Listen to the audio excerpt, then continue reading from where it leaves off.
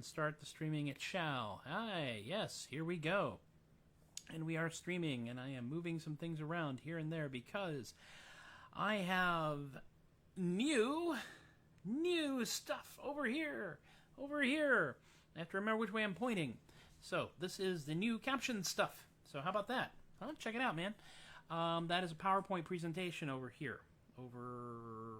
Here. Got to point the other side here. I know, right? It almost looks good. I'm a little iffy about the kind of PowerPoint control strip down here, but I couldn't figure out how to turn that off. If I could turn that off, then it would be almost exactly what I want, and hopefully it's readable. There is some stuff at the very, very bottom, right around this part right up here, which is real tiny if you're looking at it at a small screen, but if you look at a bigger screen, it has my Facebook page, the YouTube channel, and my Patreon. So that ought to cover a few things. Yeah, not bad. My two of my favorite fonts in the whole wide world. Blackadder ITC for the Troubadork logo, and then Copper Plate Bold for the other text. And microphone, my Yeti mic, which is on a boom. I move it like that. I've got a few more lights thrown around here. Of course, there is a big window behind me, but I've got more light flowing this way, so maybe the white balance won't be quite so stupid. We're going... Michael, I don't know if we're going high-tech. I think we're kind of going medium-tech. That's, fair to middle-end tech. We'll get there. And I know that one of these pictures is going to wind up as the screenshot. I've discovered this in my YouTube feed. If you go to the YouTube channel and go to the Troubadork feed, you'll see that I make a lot of really interesting faces. I have a very mobile face. But we already knew that, didn't we? Alright, let's see. Ukulele. I have already tuned because I like you all. What am I going to do? Oh, perhaps if I click this button here... Hey, check it out.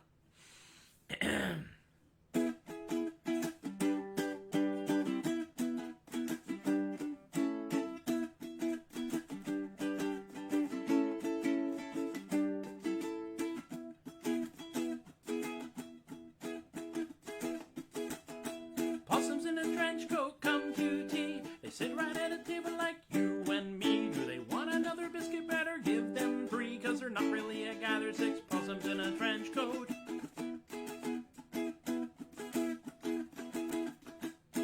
Possums in a trench coat go to town. They got themselves an Uber, couldn't flag it down. The driver wouldn't stop, no, he just kept on going, 'cause he didn't want to drive. 6 possums in a trench coat.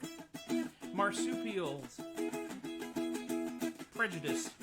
Possums in a trench coat see a show. Do you give them just one seat or the entire front row? Do the possums in the middle just peek out through the buttons? Man, I got so many questions for 6 possums in a trench coat. Under 6? Probably.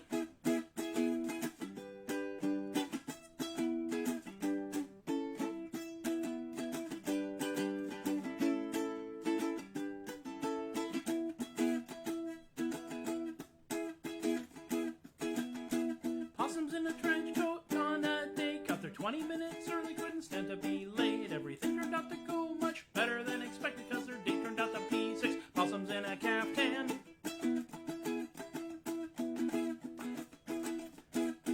Possums in a trench coat. Possums in a trench coat. Possums in a trench coat. 6 possums in a caftan.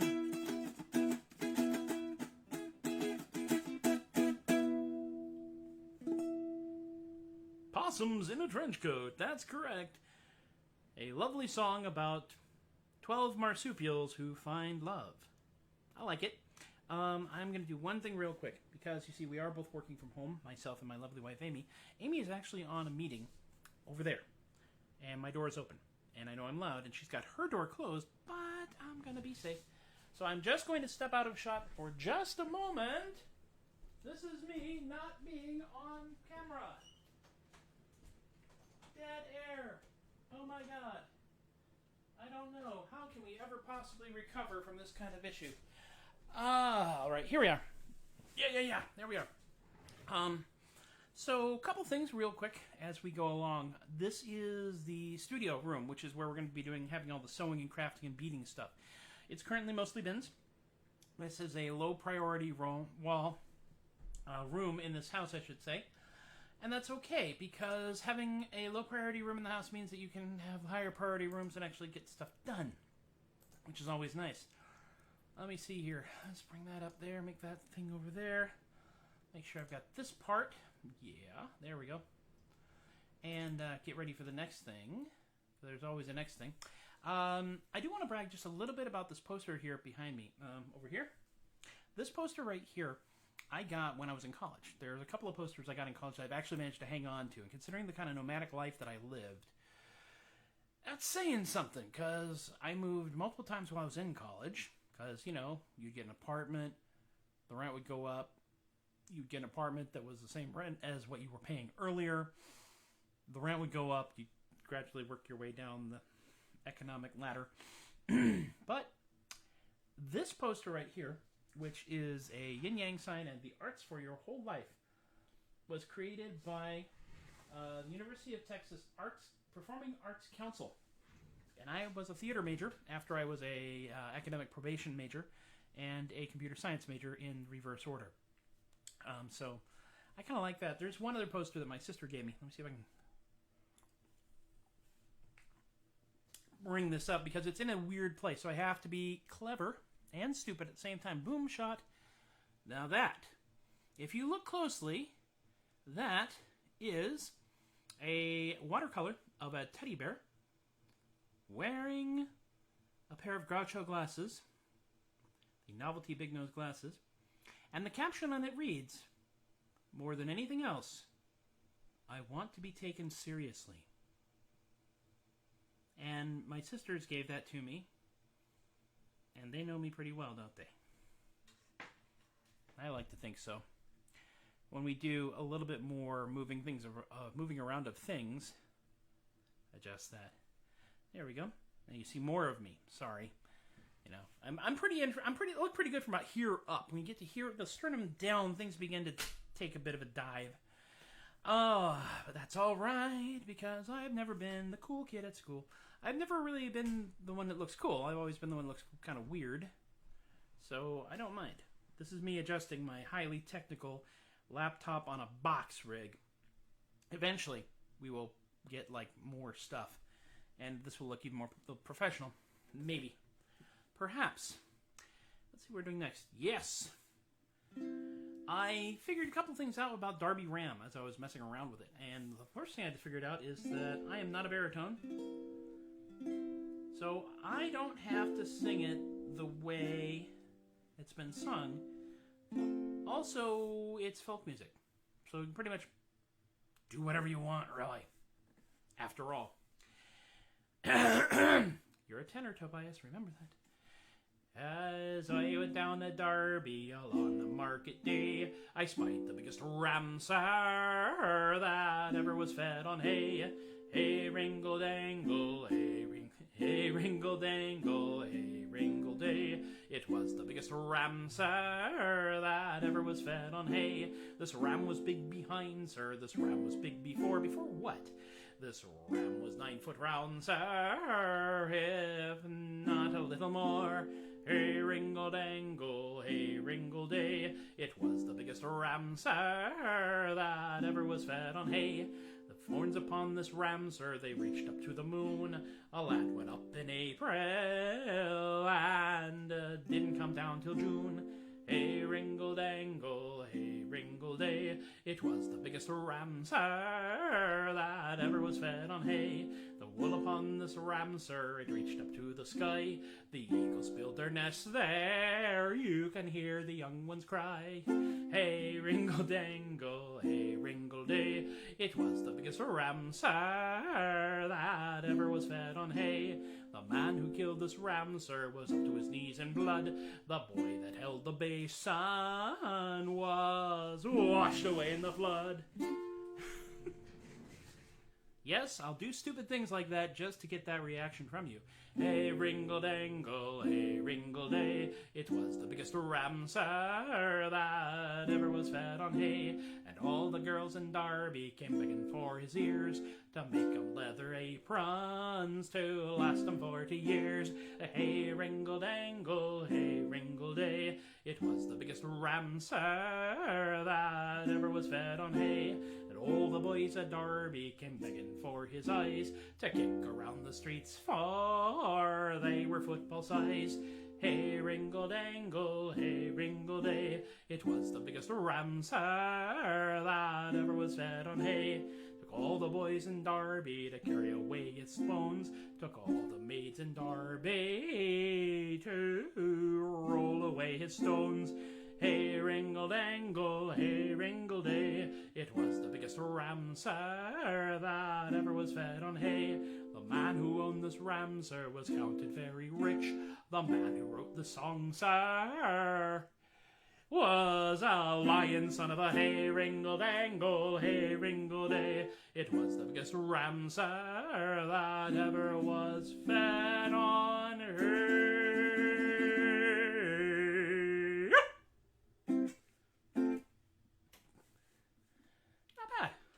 I feel better. I know I was loud. Are you okay? No. All right, meeting is over? No. You're safe. Okay. I closed the door because I realized I was loud. I had my door closed. You had your door closed as well? All right. Both of them. Both of them. Good. Soundproofing. This house might just be Matthew-proof. Maybe. We're not sure. No, not Matthew-proof. Okay. This is Pod 13.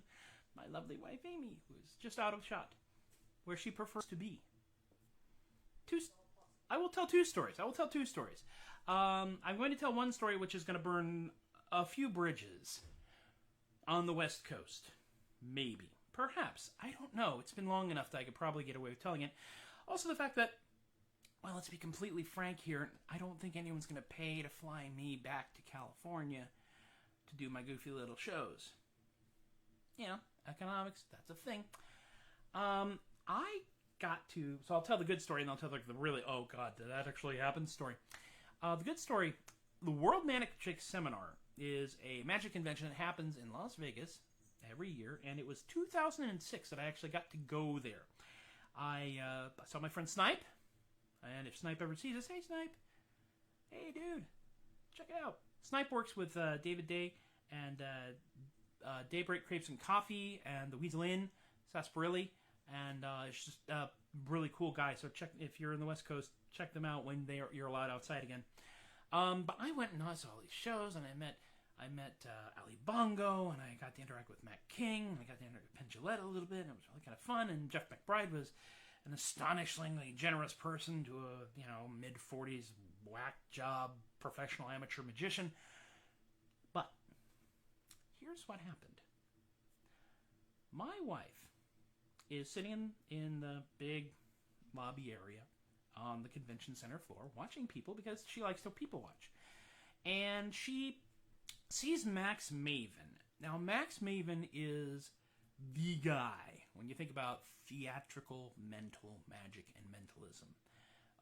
He has always been. He has a brilliant mind. He is incredibly creative. He has fantastic theatrical chops.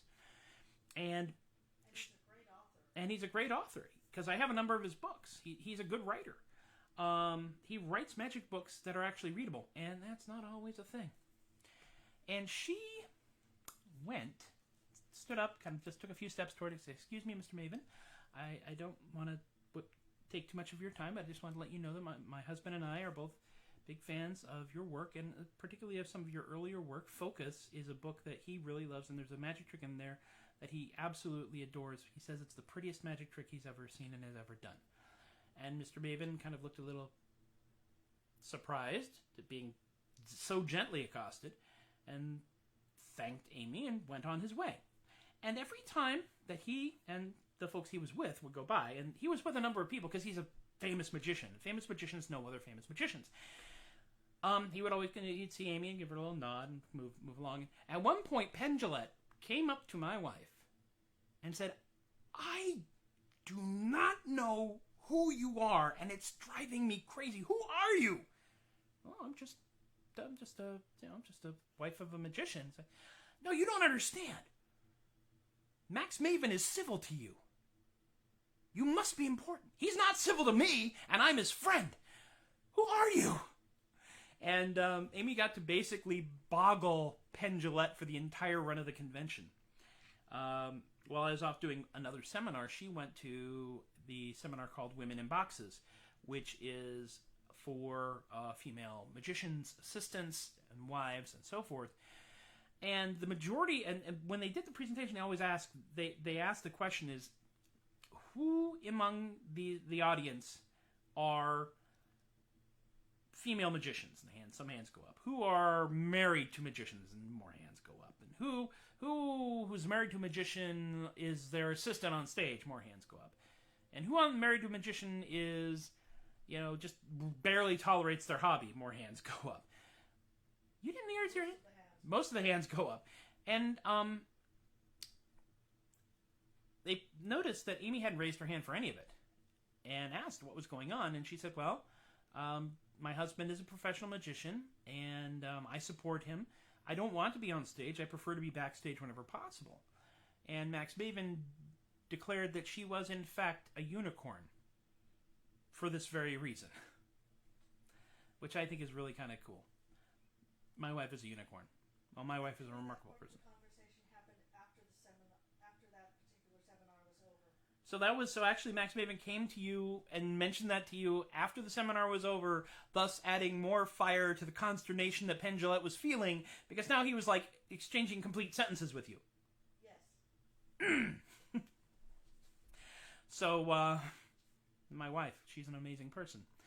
What do you think? Should I burn the bridges now? Or should I burn the bridges after the next song? After. I'll do it after the next song. Okay. So, next song. This is a traditional Serenity sea shanty.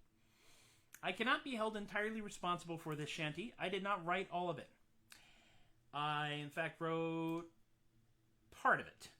And Kit, who is watching right now, wrote part of it. And Laureen, who is one of my my Patreon patrons, I should say, wrote part of it. And so we're all kind of to blame. And Mel White asked for the lyrics, and I gave them to her, so if you hear this at a convention somewhere that I'm not, it's probably Mel, who is also a wonderful person who also made the button for Six Possums in a Trench Coat, which should be on the Tobias the Adequate page here on Facebook, and isn't because Facebook rejected it. And I don't know why. And I'm working on a new website. Everybody's working on a new website at this point. Let's be honest about that. All right. See if I can do this. More beverage. Hail Hydrate.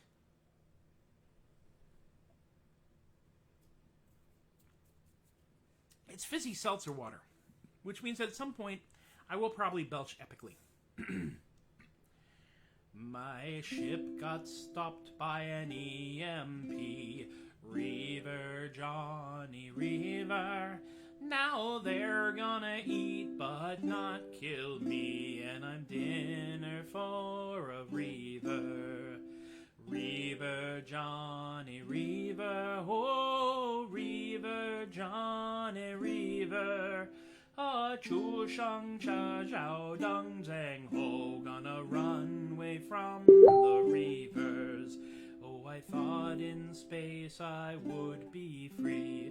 Reaver, Reaver, Johnny Reaver. Those blue-handled goons, they won't get me. Gonna run away from a Reaver. Reaver, Johnny Reaver. Oh, Reaver, Johnny Reaver. Ah, chu shang cha zhao da zhang ho. Gonna run away from the Reavers. Oh, I thought my cunning would prevail. Reaver, Johnny Reaver, catch your sudden but inevitable betrayal, and he got ate by a Reaver. Whoops! Reaver, Johnny Reaver, oh, Reaver, Johnny Reaver. Ha chu shang cha zhao da zhang ho, gonna run away from the Reavers. Oh, he floated like like a leaf on the wind. Reaver, Johnny Reaver, as a hood ornament he met his end. 'Cause he got killed by a reaver too soon. Reaver, Johnny Reaver, oh, Reaver, Johnny Reaver. Chu shang cha zhao da zhang ho, gotta run away from the Reavers. You'll notice I was having some problems there, and part of that is because I just did the charts right over there on that screen, which you can't see.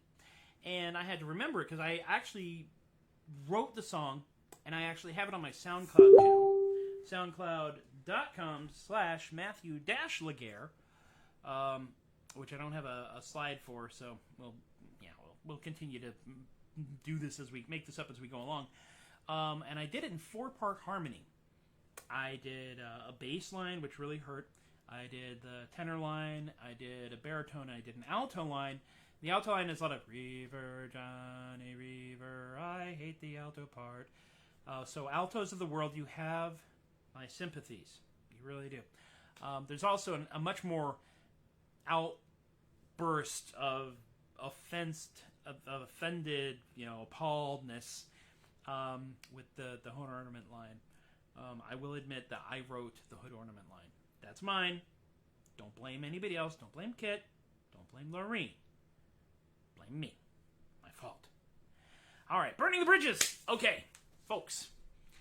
As you probably know, I spent a great deal of time performing in California, in the Northern California Bay Area, the San Francisco Bay Area. And one of the places I performed at was the Great Victorian Christmas Fair of Charles Dickens, London, as I was Tobias the Adequate, after a brief span performing with Mad Sal's Dockside Music Hall, which was a great deal of fun, but then I wanted the magic thing full time. And one of the things, if you do know about these kind of events, is every so often the morning show wants to see a glimpse, a preview. So a whole pile of us got up stupidly early, got into costume, went to the Cow Palace. That's where the Dickens Christmas Fair is. It's in some of the exhibit halls. And got up. They turned on the lights and got people in there. And I'm just kind of hanging out. I got my top hat. I got my coat. I got my scarf.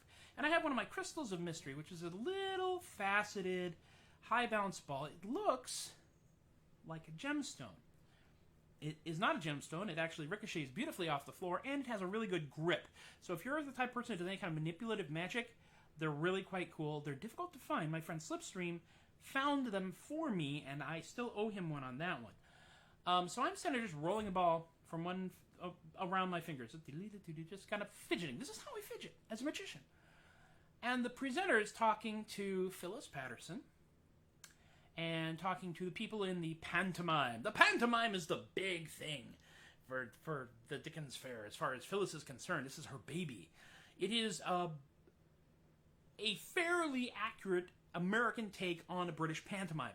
Now, if you don't know what a British pantomime is, you're probably lucky. Or not British. And if you know what a British pantomime is, you're probably British. And as I'm rolling the ball around my fingers just watching this, he goes, "Oh, and what are you doing there?" And they cut to a commercial. And after they cut to the commercial, Phyllis Patterson literally grabs me by my arm, drags me off to the side. "What are you doing?" "I'm just rolling the ball around my hand, just fidgeting." I'm like, "Well, don't do that. You're not supposed to do that." "Well, I'm a magician." And she looks me in the eye, and she says these very specific words: "There is no magic in Charles Dickens' London." Let that sink in. Let that sink in. Well, considering the fact that it's very unlikely that anyone from California is actually going to watch this video, probably safe. But if you ever wonder what it is I changed my mind about some of the things about the California fairs, that would be it. Pretty much. All right, now I want to give you something else entirely. I am a big fan of the Hasselhoff School of Self-Defense. Herr Oscar Hasselhoff, Master of Defense. Well, he does this after he introduces himself, so, why not? And he does teach the school defense at Sherwood and at TRF and a number of other places, and he has a book, a manual of self-defense, entitled Grabs Them by the Crotch und Throws Them Out the Window. That is the world-famous Hasselhoff maneuver, against which there is no defense. 97% of the time, it works 100% of the time. We're still worried about that 3%, but, works out pretty well. And I thought to myself, that deserves a promotional jingle. And when I started doing this music stuff, as a matter of fact, we were going to go to Sherwood and I was going to play this jingle for him as a commercial, because in the middle of the Tournament of Champions, which if you've never seen, when you have the opportunity, go and see it. It's a lot of fun. It is all fighting. It is all cursing. It is all being terrible human beings at each other. So we've got this. Yes. Well, kid, I know you're from California. Okay, but just don't. And so I wrote this jingle. It's a happy song. Just grabs him by the crotch. Just grabs him by the crotch. Once and throws him out the window. A lovely way to get above whatever makes you blue. You just grabs him by the crotch. Once and throws him out the window. It's amazing what a little flisk of wrist and arm can do. Grabs him by the crotch and throws him out the window. Available wherever slightly dubious manuals of defense are available. That will, of course, be part of my portfolio entitled Music to Get Beaten Up By. Actually, no, Music to Get Beaten Up To, because even if you roll it up into a tight cylinder, it's very hard to apply a proper beating with a bunch of pieces of paper. Now, a hardcover book, that's different.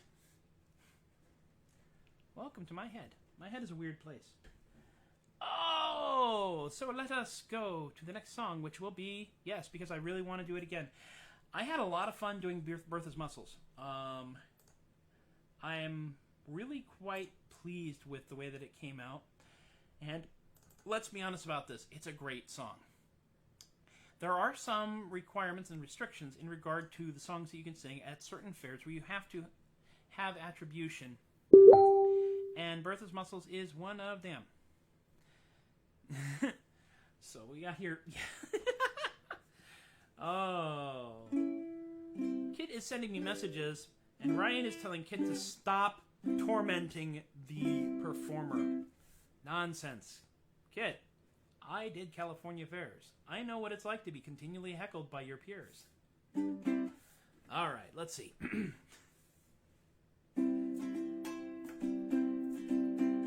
Eat Bertha's mussels. They're the best there is by far. You can eat them in the dining room. You can eat them in the bar. So when you're ashore in Baltimore and you fancy a bite to eat, just follow your nose to Bertha's. You'll be in for a rare old treat. Now a sailor came to Bertha's with a problem most severe. His manly pride had been atrophied by a voyage of 14 years. So he ate a plate of mussels. Now he sings in a different key. He's turning his jibbin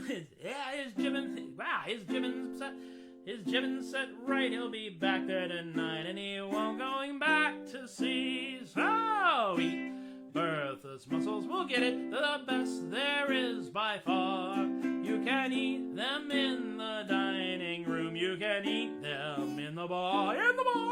When you're ashore in Baltimore and you fancy a bite to eat, just follow your nose to Bertha's. You'll be in for a rare old treat. Now a lady came to Bertha's who wanted a daughter or son. The doctors had said with a shake.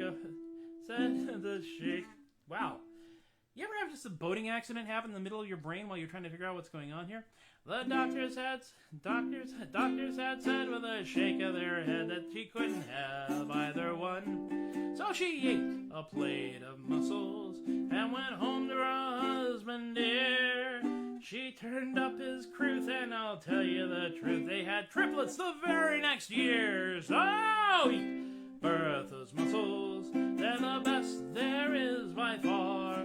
You can eat them in the dining room, you can eat them in the bar, So when you're ashore in Baltimore and you fancy a bite to eat, this chord, I hate this chord. Just follow your nose to Bertha's, you'll be in for a rare old treat. They will cure your cure your constipation too. At the same time, just swallow a box for the chicken pox, for the measles, or the flu. So if you fancy a healthy life, get your daily dosage straight. I'll plate a day of Bertha's mussels, and you'll live to your 98. So eat Bertha's mussels, yum, they're the best there is by far. By far you can eat them in the dining room, you can eat them in the bar, So when you're ashore in Baltimore and you fancy a bite to eat, just follow your nose to Bertha's, you'll be in for a rare old treat.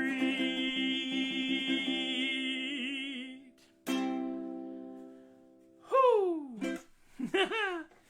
Oh my goodness me. Okay, second time doing that one live, and there were some boating accidents. I can tell you exactly why they happened too, because I'm looking at this screen over here, and I got the chords up here, and I got the verses down here, and the chords aren't mixed in with the verses, so I have to keep glancing back and forth between the chorus, which has all of the chords on it, and the verses, which don't have the chords on it. So I probably will have to take the one and apply them vigorously to the other here, and then we'll just kind of get it all fixed in that area. Folks, it is time. We have drawn ourselves to a close, or perhaps a shuddering halt, depending on how you feel about it, to yet another Troubadork non-commute show. This is show 13. You people have been watching me for 13 shows. Or if you haven't been watching me for 13 shows, you can watch me for 13 shows. First and foremost, look over here. Pause the video when you play it back. Zoom it in, and you'll see that there is, in fact, my Facebook over here, facebook.com/theadequate. We got youtube.com/mplegare, because the adequate was already taken. Patreon.com/theadequate is our Patreon page for those of you who want to support adequacy in our lifetime. We do have a couple of tip jars. PayPal.me/theadequate, ko-fi.com/theadequate. Do not worry about paying me right now during this COVID weirdness. Future generations may see this and decide, I'll throw in a couple of bucks. Ko-fi.com is interesting because they work entirely on a $3 model. $3. A cup of coffee, literally a cup of coffee. Coffee.com. Interesting idea. I should probably put more stuff on that page, yeah, honestly. Let me see here. Carpe Diem Comics is the official emotional support comic shop of Tobias the Adequate Podcast, and the Troubadork Show. And you can find their increasingly expanding online store at carpediumcomicsonline.square.site. I'm also working on the Adequate Podcast with Shadow, and we're going to do a whole segment on how this COVID-19 coronavirus stay-at-home thing has affected his store and the comics industry in general. We've done half of it. We're going to do another half tomorrow, and then I'm going to try to edit them together into a cohesive whole. What could possibly go wrong? My Patreon patrons at this time are John and Brian and Lorene and Alicia. Alicia is our newest Patreon patron. Welcome to the fold of the small but mighty Patreon patron group. If you go to patreon.com/theadequate, you'll see what I offer, and basically the idea is if enough people are willing to spend like $12 a year, I can afford like lights and a camera and stuff like that. Hey, worse things have been done. I think that's about everything. So folks, I want to thank you all once again for being my friends and my audience, because without you, this is kind of sad. When we have a chance to gather together, I will come out to the events, whether I am paid to perform there or not. I will bring the implements with me. I will do songs. We will have fun. It will be grand. We will have a good time. Hang in there, gang. Seriously, each and every one of you is incredibly important. Because without y'all, there's no y'all. Okay, that was going to sound deep, and I got derailed somewhere, but I think you get the basic idea. Stay safe. Wash your hands. Be careful out there. See you tomorrow. One more show this week. Take care.